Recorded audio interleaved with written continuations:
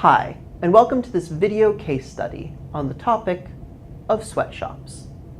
Kate Bond is the CEO of Signfield Textiles, which manufactures clothing in a single factory in Canada.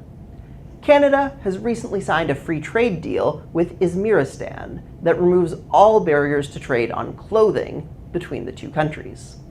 The ST Board of Directors is unhappy with the prospective future profitability of the ST clothing factory in Canada. Most of the financial value in ST is in its brand, in its reputation for quality clothing, and in its contracts with retailers.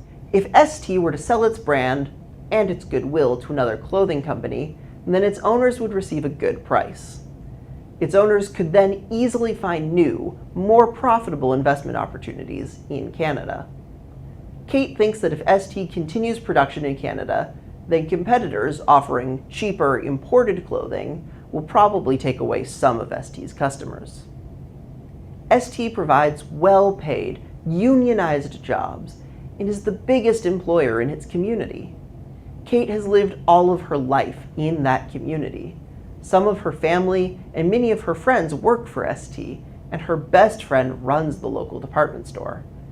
ST closing its factory would be a disaster for all of them. Kate has asked her VP of production to recommend how to cut costs, and his committee has recommended that ST close the local factory and contract with a broker to arrange for the same lines of clothing to be manufactured in garment factories in Uzbekistan, where wages are much lower than in Canada. Outsourcing clothing production to garment factories in Uzbekistan could be a financial blessing for the people there. Most of the garment workers in Uzbekistan are young, rural women who come to the cities, stay in dormitories, work long days in the factories, and send money home to their families. Their wages are very low in absolute terms, but higher than the wages they would receive in the countryside if they could find any work. They are usually very poor and would otherwise have no employment prospects or sources of income.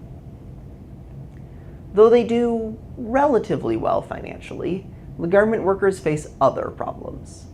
They pay high rents to the companies for their dormitory accommodation, and they must buy their food at the company store.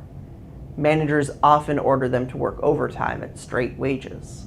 Supervisors treat them disrespectfully and sometimes ask for sexual favors. No laws permit them to form unions, and their culture is patriarchal, so fathers, brothers, or husbands control the money that they send to their families. Many of them are young mothers who must go long periods without seeing their children.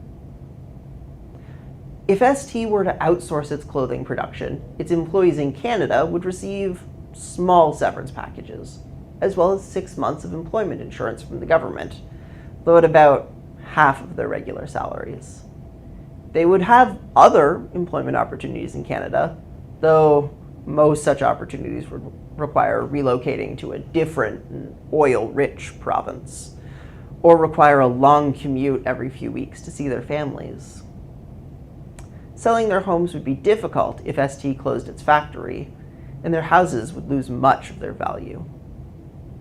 So the question this case study leaves us with is, what should Kate recommend to the board?